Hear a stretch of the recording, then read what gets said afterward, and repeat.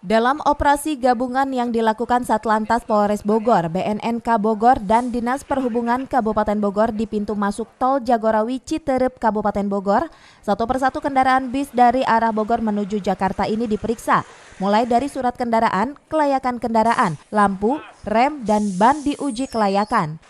Tidak hanya kendaraan dalam operasi yang digelar menjelang perayaan Natal dan Tahun Baru ini, pengecekan kesehatan para sopir angkutan berupa tes urin dan tes kesehatan juga dilaksanakan.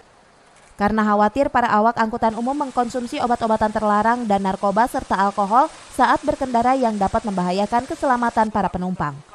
Kita juga sudah memeriksa kurang lebih ada sekitar 20-an pengemudi, masih belum ditemukan ya yang negatif, yang positif narkoba ataupun obat-obat lainnya ya masih negatif semuanya. Kemudian juga tadi kita menemukan salah satu bis ya yang tidak layak, yang surat-suratnya mati, kemudian juga handremnya tidak layak.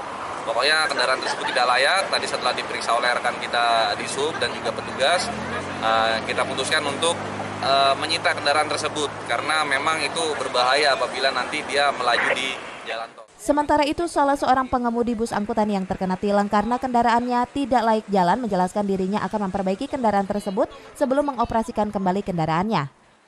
Apa Pak? Remnya nggak ada tadi di tangan. Tangannya kurang ini. Nah itu kan sangat membahayakan bagi penumpang Pak, keselamatan penumpang itu Pak. Ntar diperbaiki. Kebetulan ini Pak mendadak aja kayaknya habis kompas rem.